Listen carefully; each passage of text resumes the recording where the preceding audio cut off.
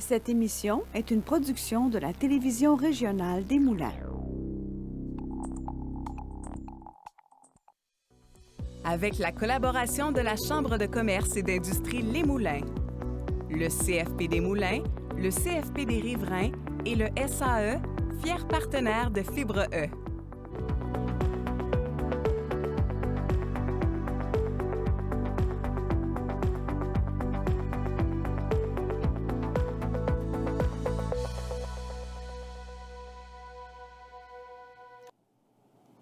Bienvenue à Fibre E.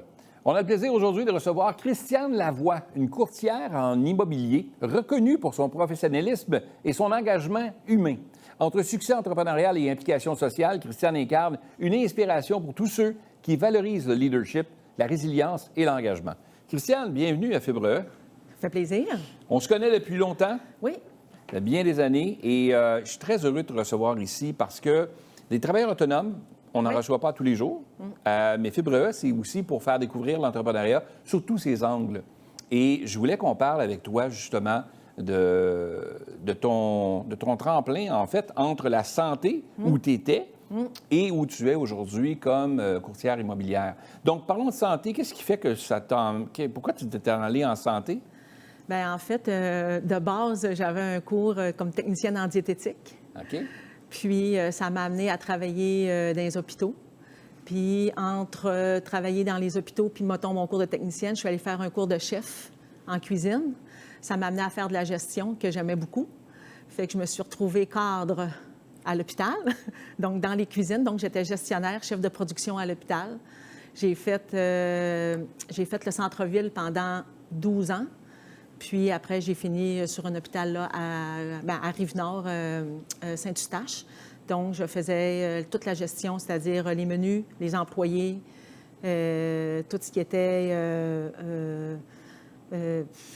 les horaires, toute la cuisine, en fait. Tu as étudié en diététique. Oui, en diététique. En diététique, pour finalement te retrouver gestionnaire là-dedans. Oui. Puis là, qu'est-ce qui t'a emmené le tremplin entre l'hôpital de Saint-Eustache, qui est ta dernière, et l'immobilier? Bien, en fait, il est arrivé une petite... pas un incident, mais j'ai perdu mes parents à 1 an et demi d'intervalle. OK. Puis, je sais pas, il m'est comme popé quelque chose. Puis, j'avais une amie qui faisait de l'immobilier. Puis, elle me disait, Christiane, tu serais donc bonne à faire de l'immobilier. Viens donc faire de l'immobilier. Fait que moi, je travaillais de jour à l'hôpital. Puis, de soir, de 5 h à 22 h, je faisais mon cours de courtier immobilier. OK. Fait que ça m'a amené à faire mon cours. Puis par la suite, bien, j'ai délaissé mon cours de gestionnaire à l'hôpital pour enfin faire du temps plein là, comme courtier immobilier. Wow, c'est tout un show quand même. Ouais, là. ouais. Parce que là, tu parles d'un travail qui est rémunéré, bien évidemment, mais avec une sécurité d'emploi, si on peut dire. Oui, exactement. Dans le domaine de la santé, c'est rare qu'ils coupent, en tout cas, dans ton domaine, il faut que pas dans le tien, parce qu'il faut que les gens mangent, là, on s'entend, ça prend une bonne gestionnaire. Exact. Donc, fonds de pension et tout. Et là, tu quittes tout ça, puis tu te lances dans l'immobilier. Oui. C'est quelque chose, Bien, à la base, je suis un peu une fille, pas téméraire, mais j'aime bien les grands défis. Puis ça m'attirait. Puis devenir un travailleur autonome, je me disais, pourquoi pas?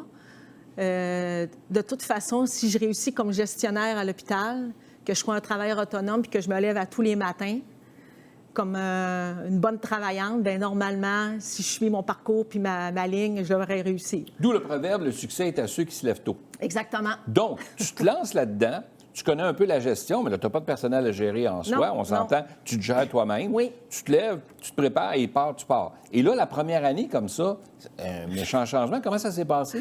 Bien, en fait, c'est arrivé trop drôle parce que j'ai un côté gêné puis un côté pas gêné. Fait qu'à un moment donné, bien, moi, je demeure à Terrebonne. Puis quand tu deviens un travailleur autonome, puis tu dois avoir... là, il faut que tu génères des vendeurs et des acheteurs. Fait que je passais sur la côte de Terrebonne. ça fait 17 ans passés, là. Okay. Je vais sur la côte de Terrebonne, puis il y avait une maison, un monsieur qui avait mis une pancarte orange à vendre, là, tu sais, Canadian Tire. Oui. Fait que je dis, bon, bien, puis moi, j'avais une pancarte de moi dans mon coffre. Ouais. Tu sais, dans ma voiture. Hey, j'ai dit, écoute, je vais y faire une joke, je sors la pancarte, puis j'ai dit, on l'échange, puis il va finir, tu sais. je vais me risquer. Parce que, dans le fond, j'étais un peu téméraire, un peu drôle, puis je me finis par l'humour. Peut-être que je l'aurai. Sinon, il va juste me dire, écoute, t'as pas ta pancarte, puis t'as pas d'affaires ici. Fait que je cogne à la porte, j'avais la pancarte dans les mains. C'est vrai? Ah ouais. Ça commence de même? Oui, c'est ça, ça commence de même. Fait que, il me répond, il dit oui, bonjour. J'ai dit, écoute, je suis courtier immobilier, puis j'ai vu votre pancarte, puis j'aimerais bien échanger votre pancarte contre la mienne. Il dit rentre. C'est vrai? Ah oui. Fait que ce client-là, il est devenu un client des 15 dernières années, puis j'ai fait beaucoup d'immobilier avec, vraiment. J'ai fait du commercial, du résidentiel. Puis le fait d'avoir risqué, le fait d'avoir arrêté ta voiture pour dire OK, j'y vais, puis tu sors ta pancarte, puis tu arrives devant lui, puis tu voulais faire. Ça a été bénéfique pour toi. Ben oui, j'ai mis ma pancarte, il a enlevé sa pancarte, j'ai mis ma pancarte. Bon, on a fait des contrats, bien entendu, mais ça reste qu'après ça, c'était un client qui m'a suivi pendant des années à faire de l'immobilier. Comment tu fais pour aller chercher, pour les gens qui nous écoutent, tu es travailleur autonome, tu n'as plus de salaire qui rentre fixe, tu n'as plus de fonds de pension et tout ça, et là, tu gères tout de A à Z, là. Alors, comment tu fais pour aller chercher ta clientèle, aller chercher tes gens, parce que tu n'as pas de pignon sur rue, on s'entend, tu es un travailleur autonome. Bien, on a pignon sur rue parce que je suis affiliée avec une bannière qui est quand même Sutton. OK. Donc, bien entendu que je peux quand même avoir, en fait, si tu marques Christiane Lavoie, courtier immobilier, il va sortir Sutton. Fait que, ça. Sinon, quand tu débutes, c'est sûr qu'il faut que tu fasses ton tour de poteau, comme on appelle, de toi-même, là. Tous tes amis, ta famille, il faut que tu lances la bonne nouvelle que tu es finalement courtier immobilier, puis que tu aimerais bien les aider dans leur projet immobilier.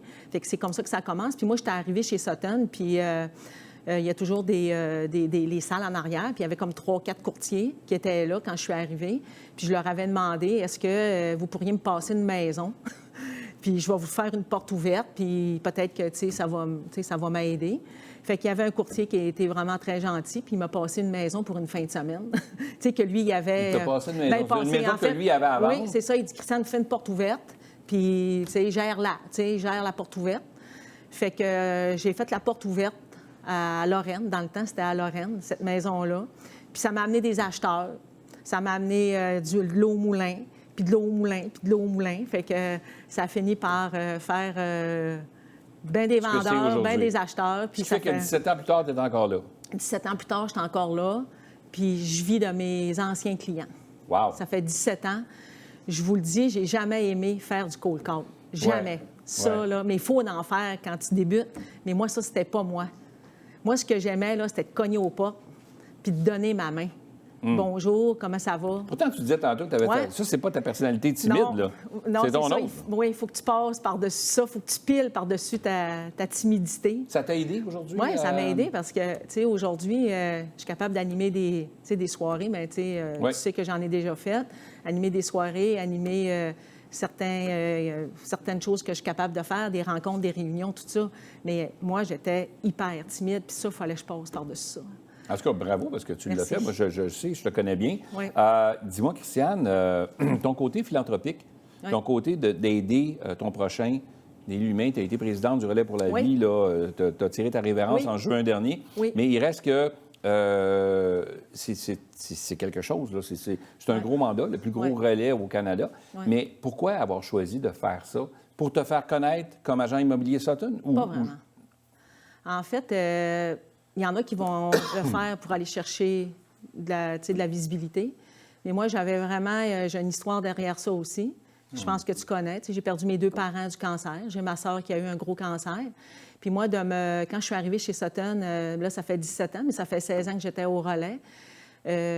Sutton était très, très impliqué au niveau du relais pour la vie. Puis c'est comme ça que j'avais connu le relais. Puis moi, j'avais décidé que je marcherais. Dans le temps, on faisait le tour de nuit à Lille. Puis j'avais décidé que je marcherais là, pour le cancer. Puis c'est comme ça, petit peu, que j'ai grandi là, dans les comités. Puis j'ai grandi à travers le monde. Puis ça m'a amené... encore une fois, tu pèses tout le temps sur ta timidité. Puis tu te dis, tu sais, il faut que tu fonces. C'est vrai que ça m'a amené et que ça m'amène de la notoriété et que ça m'amène des clients. Mais je ne le fais pas pour avoir des clients. Je le fais parce que je crois en cette cause-là. Je crois qu'aider les gens, c'est extraordinaire. De redonner au suivant. Exactement, redonner au suivant. On est chanceux de faire la vie qu'on fait. Puis, exact. d'avoir cette réussite-là. Oui, Donc, ça, oui. ça te sert bien. Oui. Puis, en retour, bien, inévitablement, les gens vont vers toi. Il y a une confiance qui s'installe. Exactement. Fait que c'est ce que tu dirais aux gens qui nous écoutent, c'est-à-dire que quand tu es travailleur autonome, il faut que tu te fasses voir, il faut que tu te fasses connaître par les gens. Et toi, tu fais partie de la Chambre de commerce. Oui. Tu sièges sur mon conseil d'administration comme vice-présidente actuellement. Oui. Donc, ton implication, inévitablement, tu te fais connaître. C'est la meilleure façon de faire, là, que de rester... Je pense que oui, parce que comme travailleur autonome, c'est sûr que si tu restes un petit peu comme, tu sais, bien habillé là, puis en pyjama en bas, Ouais. à la maison. Comme plusieurs faisaient pendant la pandémie, mais qui oubliaient qu'il qu'il y avait le pyjama en bas, là, tu sais, Ouais, puis c'est se ça. levait pour aller à... Je pense que ça ne fonctionne pas, d'autant plus que nous, on fait de la vente. Hein? On fait de la vente, on représente des acheteurs, on représente Ouais. des vendeurs. Puis je pense qu'il faut aller au public, il faut aller les chercher. La manière qu'on utilisera peut être la bonne, mais il faut se faire voir. On dit « va te faire voir », mais c'est Ouais. un peu comme... tu sais, c'est un peu... ça a un double tranchant, là, « va te faire voir », mais oui, il faut que tu fonces. Puis je pense que de s'impliquer dans ta communauté, je pense que c'est la meilleure affaire que tu peux pas faire. Dis-moi, Christiane, quand tu regardes les années qui ont passé, ça fait 17 ans maintenant, là, Oui. est-ce qu'aujourd'hui, quand tu regardes ça avec le recul, est-ce qu'il y a des choses que tu ferais différemment? Parce que quand même, tu sais, je reviens Ouais. au fait que tu avais un job sécure et tout ça. Est-ce que tu regrettes aujourd'hui ou Non. pas? Pas du Jamais. tout? Ah non, je C'est ne le meilleur- regrette. Ah, c'est le meilleur move que j'ai fait. Ouais. Honnêtement, je suis vraiment contente. C'est sûr qu'au début, tu travailles pas plus parce qu'on travaille encore autant. Mais je vous dirais que moi, je te ne lève pas à 5 heures du matin. C'est ce que je faisais dans le temps pour me rendre à l'hôpital. Maintenant, je peux me lever un petit peu plus tard. Mais tu as accès à beaucoup de professionnels. Tu as beaucoup plus... Je trouve que l'angle professionnel est beaucoup plus grand que de travailler dans la santé aussi. Là, j'ai vraiment ça à cœur. Puis, quand j'ai laissé l'hôpital, j'aurais pu avoir un emploi demain matin. Là, Ah ouais. Mais c'était pas ça que je voulais, d'avoir un horaire de 7 Tu heures vas à être 5 libre de heures. décider ce que tu Oui, fais. Tu travailles exactement. autant, tu mets beaucoup d'heures, beaucoup Oui. d'énergie, mais Oui. tu le fais avec passion. Oui. Tu aimes ce que tu fais. Dirais-tu que le mot passion est important dans ce qu'on C'est, choisit? Tu sais, si tu veux donner travailleur autonome dans quelque chose? Je pense que c'est le mot que tu as touché. Le mot est parfait. Il faut que tu aies la passion.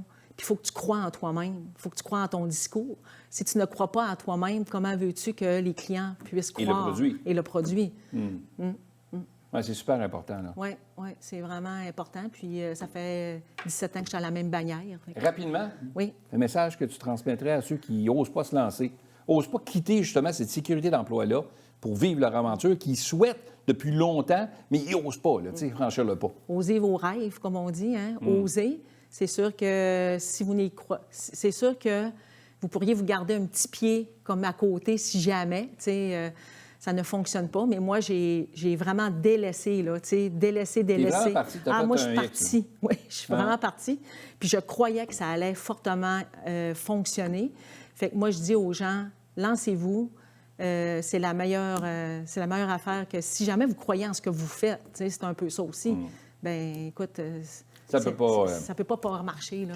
C'est sûr. C'est sûr que le travail n'est pas le même. Il faut te lever le matin, il faut donner des mains, il faut parler, il faut, tu sais, mais oui, il faut développer. J'ai pris pas juste un cours pour y arriver. Oui, c'est ça, pour Mais y Christiane, arriver. tu es le reflet de la réussite. écoute. C'est vraiment un plaisir de te recevoir encore Merci. une fois. C'est tout le temps qu'on Merci avait. beaucoup. Mais merci d'avoir été là. Puis j'espère que tu as inspiré les gens à se lancer justement et J'espère. faire le saut dans l'entrepreneuriat. Merci beaucoup. Merci, Christiane. Merci.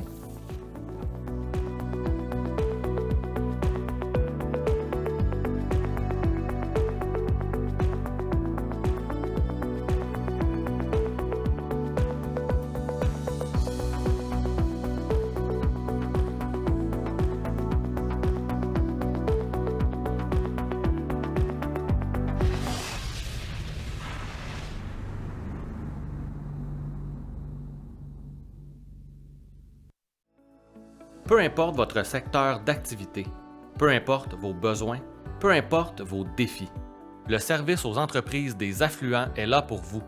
Votre allié et partenaire pour faire grandir les compétences de vos équipes. Le SAE, c'est une équipe engagée, agile et à l'écoute, prête à vous offrir des formations sur mesure adaptées aux besoins uniques de votre entreprise. Le SAE est là pour vous, avec vous. Cette émission est une production de la télévision régionale des Moulins. avec la collaboration de la Chambre de commerce et d'industrie Les Moulins, le CFP des Moulins, le CFP des Riverains et le SAE, fiers partenaires de Fibre E.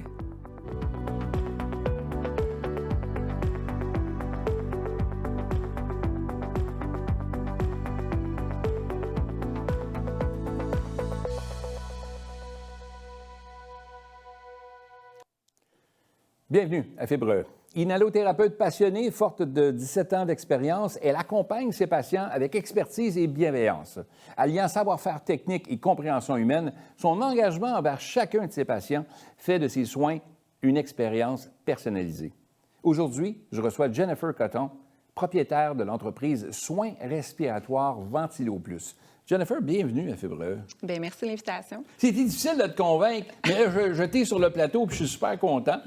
Tu es mon inhalothérapeute et je trouvais que ton histoire était belle, puis on devait la raconter, parce que Fibre E se veut une émission où on stimule l'intérêt sur l'entrepreneuriat, puis on veut que les gens fassent le saut. Et tu as fait le saut de ton côté parce que tu étais dans un domaine hospitalier, dans le public, tu étais inhalothérapeute. On parle quand même d'une paye qui rentre à chaque semaine, un salaire, une sécurité d'emploi, qu'on pourrait dire. Et là, tu te retrouves après ça, bien, tu as passé par le secteur privé un certain nombre d'années pour te retrouver maintenant à ton compte. Alors, parlons-en. La question qui brûle, pourquoi inhalothérapie? En fait, comme tout enfant, je ne savais pas trop en quoi je voulais me lancer, sauf que je savais que c'était le domaine médical. Puis j'ai commencé à faire de la lecture. Je faisais de l'asthme, moi, quand j'étais jeune. Donc, j'ai poussé là-dessus, puis j'ai fait des lectures, puis je me suis lancée, puis j'ai adoré ça. Tout ce qui est soins respiratoires. Dans le fond, c'est ça, tu avais une certaine forme d'expérience parce que la vie faisait en sorte que tu n'avais pas le choix de voir des inhalothérapeutes, puis là, tu voyais un peu ce qu'ils faisaient, fait que ça t'a donné le goût de te lancer là-dedans. Oui, ça me tentait de soigner moi aussi. Bon, bien, c'est bon ça. Alors donc, tu étais dans le système hospitalier, tu as passé combien de temps dans le système? 10 ans à l'hôpital. 10 ans quand même, là. OK. Et là, par la suite, tu es allé vers une clinique privée, dans le fond. Exactement. Qui fait un peu ce que tu fais, mais peut-être un peu plus grande, ou dans le soin du sommeil? Ou Oui, c'était concentré sur le soin du sommeil. Puis moi, j'étais aussi à l'hôpital en soins du sommeil, donc j'étais vraiment dans ce que j'aimais. Puis j'ai parti au privé, continuer dans le lancer de l'apnée du sommeil. OK. Fait que là, tu es parti dans le privé là, avec eux autres. Puis après ça, tu as dit, ben là, à un moment donné, tu regardes ça, puis tu dis, ben je pourrais peut-être faire ça moi aussi. C'est un peu comme ça que ça s'est passé? Ou... Bien oui, en fait, c'était comme un besoin. Je savais que j'adorais ça, puis je voulais un petit peu roder la clinique dans la façon que je pensais qui était le mieux, puis le côté professionnel, mais vraiment aider le patient vraiment, pas juste vraiment le côté humain était important pour toi plus que le client. Là. Exactement. Fait que c'était pouvoir l'aider, puis après ça, on avance, puis voir la différence, le résultat que le patient, quand il commence son traitement, puis un mois après, on a une grosse différence. Quand on fait un saut comme ça, là, les gens qui nous écoutent puis disent, OK, elle a fait le saut. Toi, tu es avec un conjoint, tu as tes enfants, tu as une petite famille, la conciliation travail-famille et tout ça. Et là, il y a tout l'aspect financier aussi. Quand on fait un saut comme ça, dirais-tu que ça prend quand même un peu de rencontre avec le conjoint pour dire, écoute... Ça prend des rencontres, puis ça prend de la passion pour dire, OK, c'est ça que je dois faire, puis il n'y a pas d'autre chose que je peux faire que ça, puis je veux le faire. Puis il embarque avec moi. OK. D'avoir son accord, puis d'avoir aussi son soutien, dis-je. Oui. C'est mieux. D'avoir son soutien t'a aidé aussi à faire ce saut-là. Bien, c'est sûr et certain, parce que si l'autre est réfractaire à notre décision, on se pose encore plus de questions, mais il ne pouvait pas être réfractaire. Non, mais ça rend la chose plus difficile à ce moment-là, là, pour la conciliation. Parlons-en de la conciliation travail-famille, parce que tu es une mère quand même avec 2 enfants, je crois. 2 enfants, donc jeunes enfants. Donc, faire cette conciliation-là, quand on part une entreprise comme ça, est-ce que c'est difficile à faire ou pas? Ou... Bien, ça l'a bien été parce que les filles sont rendues à 9 ans et 11 ans, fait que ils sont à l'école, fait qu'on a vraiment embarqué dans ça. Puis les filles sont super contentes. Maintenant, elles me demandent, maman, tu as eu combien de patients aujourd'hui? Puis ils ont embarqué dans la clinique, puis sont fiers de nous. Du parcours que tu fais. Là. Exactement. OK.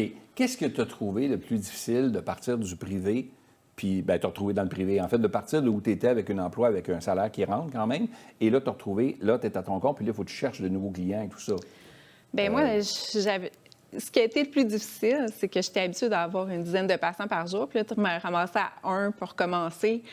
j'avais hâte que ça commence. J'avais hâte de pouvoir aider, puis de me faire connaître tout simplement. Puis maintenant, on y est rendu. Là, ça fait combien de temps là, que tu es vraiment officiellement à ton compte? Ça l'a fait 1 an en juillet. 1 an quand même. Ouais. Fait que tu célèbres ta première année. Exactement. Et quand tu regardes le parcours après 1 an, y a-t-il quelque chose que tu ferais différemment? Non. Je pose souvent cette question-là parce que je me dis, des fois, on apprend des choses. Ah non, je ne prendrais pas tel chemin. Ou... Dans ton cas? Pour l'instant, non. Non? Je suis vraiment, vraiment contente de comment ça s'est passé. Puis, non, il n'y a rien que je ferais différemment. Puis, m'embarquer avec la Chambre des commerces, ça l'a aidé aussi vraiment beaucoup. Puis, ça a juste propulsé. Là, c'est pas moi qui ai dit de dire ça. Là. Je suis bien content qu'on en parle. C'est quand même un membre de la Chambre, mais content. Mais tu dis que la Chambre t'a aidé parce que ça te permet de rencontrer des gens, ça te permet de te faire connaître davantage, d'apprendre à connaître aussi tes pairs aussi qui sont dans d'autres domaines, puis te faire ce qu'on appelle un réseau de contacts. Hein? Exactement. Il y a un slogan qui dit très bien, que je dis souvent, moi, que je répète à tout le monde, quand tu es en entreprise, plus tu connais de gens, plus il y a de gens qui te connaissent, mieux ton entreprise s'en porte. Parlez-en bien. Bien, oui, même parlez-en mal, mais on cherche tout le temps à ce que les gens en parlent en bien, bien évidemment. Donc là, tu t'es installé, toi, dans une clinique qui... tu n'es pas tout seul dans cette clinique-là. Il y a d'autres types de services qui sont offerts aussi. Là. Pour l'instant, je loue un local dans une clinique privée déjà.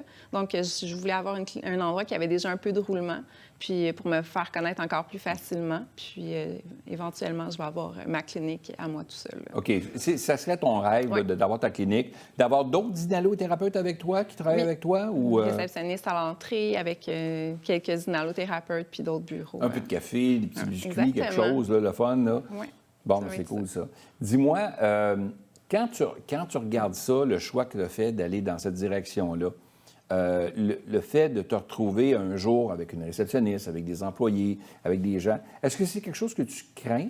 Parce que là, ça t'éloigne. Souvent, à quoi je veux en venir, c'est que les entrepreneurs souvent craignent que plus ils deviennent grands, plus ils s'éloignent de leur passion.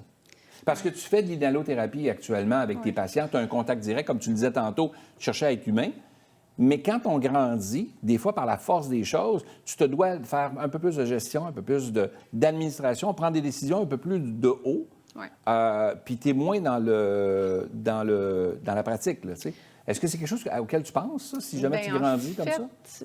Parce que l'inhalo en moi va toujours rester. Ça, c'est sûr et certain, même malgré qu'il y a la gestionnaire aussi. Sauf que même si je veux avoir des employés, des inhalos qui travaillent avec moi, je veux quand même faire du plancher. Ça reste important, puis c'est là qu'on voit la différence, justement. Donc, savoir comment bien roder la clinique, c'est plus facile quand tu es inhalo déjà. Tu sais comment ça fonctionne. Ah, bien, c'est clair, là, c'est clair. Puis le fait d'avoir loué un local dans un établissement, puis disons-le, là, c'est la clinique... Service soins. Service soins, en fait, qui est à Terrebonne. Donc, toi, de ton côté, tu as loué avec Geneviève, qui est la propriétaire, tu as loué un espace là. Donc, ça vous aide mutuellement, dans le fond, là. Oui, parce qu'on s'aide vraiment. Moi, j'ai des patients qui s'en vont l'avoir aussi, donc vice-versa. Fait que les deux, c'est rentable pour nous. Fait que c'est gagnant-gagnant pour les Exactement. deux de faire ça, plutôt que toi, si tu étais parti de ton côté tout seul, là, de ton bar, là. Exactement. OK. Quand on regarde ça... les gens, des fois, peuvent se demander, on va faire on va prendre une minute là-dessus, là, mais quand on parle d'inhalothérapie, on a parlé tantôt des soins du sommeil, mais c'est quoi? Est-ce que c'est plus large que ça? Oui, en fait, parce que je ne fais pas juste l'apnée du sommeil, je fais tout ce qui est troubles respiratoires. Donc, on parle vraiment de l'asthme, des maladies pulmonaires, bronchite chronique, emphysème. Puis, je vais vraiment toucher à tout ça, donner les cours sur l'asthme, mais aussi comment utiliser leur pompe, parce que plusieurs, malheureusement, ne savent pas comment. Les gérer vraiment dans leurs symptômes, maîtriser leurs symptômes, puis les tests d'allergie aussi respiratoires. Donc, tout ça va vraiment approfondir. Donc, quelqu'un qui est allergique qui fait des hatchoums là, régulièrement l'été, là, parce qu'il y a le pollen, parce qu'il y a des choses qui viennent de troubler, là, qui troubler la personne, là. Ça, tu peux faire ça de façon à ce que la personne peut le régler. Là. Cerner son allergie. Est-ce que ça se règle, ça? Mais en fait, ça va se régler avec la désensibilisation. Ça, je ne fais pas ça, par contre. C'est plus dans les hôpitaux. Mais oui, si on est capable de cerner c'est quoi l'allergie, soit qu'on l'évite ou qu'on vraiment aller faire la désensibilisation. OK. Fait que les gens peuvent aller te voir pour l'asthme, ils peuvent te voir pour... Fait que tout problème, pneumonie, j'ai vu un pneumologue, exemple, qui m'a donné des antibiotiques et tout ça, mais on veut prévenir, puis là, je reviens avec des faiblesses dans mes poumons et tout ça. Donc là, il y a un peu plus de difficultés. Tu peux essayer d'aider, toi, de ton côté, là. Oui, on peut y faire un test respiratoire, puis on peut aussi l'aider à vraiment s'analyser, vraiment gérer les symptômes qu'il y a exactement. OK, pour prévenir aussi, être aussi en mode proactif plutôt qu'être en mode réactif, là. Oui. OK. Et quand on parle, évidemment, du trouble du sommeil, on parle de l'apnée du sommeil, entre autres. On parle d'avoir un sommeil qui est plus réparateur. C'est un peu là où tu t'en vas. Là. Durant la nuit, là, des fois, on s'en rend pas compte. On dort, on pense qu'on dort bien, mais finalement, on dort vraiment pas bien. Là. Exactement. Le patient, en fait, il ne va jamais atteindre son stade profond de sommeil parce qu'il fait toujours un apnée, puis le cerveau est tout le temps en train de le réveiller. Il dit « Hey, tu arrêtes de respirer ». Fait qu'il ne rêve pas vraiment, puis il est vraiment toujours fatigué parce que c'est ça, il n'atteint pas le sommeil profond. Donc, le CPAP, qui est l'appareil respiratoire, va venir l'aider à contrer ça. OK. On en a parlé. Ta clinique, tu es contente d'avoir fait le saut. Il y a des choses que tu ne changerais pas. En fait, tu ne changerais rien dans la dernière année. Tu es contente de l'évolution. Qu'est-ce qu'on peut souhaiter à ton entreprise pour les prochaines années? C'est juste continuer comme ça, que ça soit prospère, puis vraiment pouvoir engager en 2026 avec ma réceptionniste. Ça serait mon C'est ton rêve, projet. c'est d'avoir un réceptionniste qui prend tes appels, qui prend des jours pour voir justement tes 10 clients par jour. Bien, pour l'accueillir, oui, exactement. Accueillir le patient quand je ne suis pas avec un inhalo, avec déjà un patient, va prendre en charge le patient puis vraiment faire en sorte que ça aille bien. OK. Kyrie, aussi, tu dirais que l'expérience client est importante? C'est ça qui va faire la différence. C'est vraiment parce qu'il y en a plusieurs cliniques, mais il faut vraiment que le patient se sente bien puis que ce soit en confiance avec l'expérience client. Ça fait la différence, j'imagine, sur la rétention du client, puis que le client a le goût de revenir parce qu'il sent qu'il y a une proximité avec l'hypnothérapeute, puis qu'elle est à l'écoute, puis c'est un peu ça que tu cherches à faire. Exactement. Puis j'ai des patients qui viennent faire leur test respiratoire pour savoir s'ils font de l'asthme, puis finalement, ils me disent « Je reviens faire mon test d'apnée ». Fait qu'ils reviennent me voir vraiment, puis après ça, on fait les suivis vraiment rigoureux. Donc, je veux vraiment m'occuper de toute leur sphère pulmonaire. OK. C'est là que ça devient important, là. Est-ce qu'on peut s'attendre éventuellement à des bébés professionnels? J'entends par là d'autres petites cliniques un peu partout au Québec. Est-ce que ça pourrait grandir ou on reste dans une belle et grande clinique, mais à la même endroit? J'ai bien l'ambition. OK! Quand même! On dévoile, là. On met du coup à la fibre. Donc, puis qu'est-ce que tu dirais, toi, de ton côté, en terminant, quel message tu transmettrais à quelqu'un qui n'ose pas faire le saut dans l'entrepreneuriat? Si c'est un besoin, il faut y aller. Il ne faut pas regretter de ce qu'on ne fait pas, mais plutôt on fonce, puis on essaye. Puis quand on veut quelque chose, généralement, on est dévoué pour ça, ça fonctionne. Et le fait d'avoir fait le saut, bien, tu n'auras pas de regret de ne pas l'avoir fait. C'est ça. Mais il faut joindre la Chambre de commerce, tu as dit. Exactement. C'est ça qu'il faut que je retienne tout le temps. C'est ça qui est important. Oui. Tu es super gentil d'être venu à l'émission, de Merci. venir nous partager un peu ta passion, parce que dirais-tu que le mot passion est un mot-clé? Ah oui, moi, j'adore ce que je fais. Donc, le patient, il le ressent aussi, donc la passion, ça fait la différence. Ouais. Passion, c'est souvent ce qui revient souvent quand on rencontre les entrepreneurs puis on leur en parle. Le mot passion est important. Donc, si vous avez cette passion-là, lancez-vous! Vivez l'aventure comme Jennifer le fait. Merci, Jennifer, d'avoir été avec nous. C'est toujours un plaisir de recevoir des entrepreneurs aussi passionnés comme tu l'es.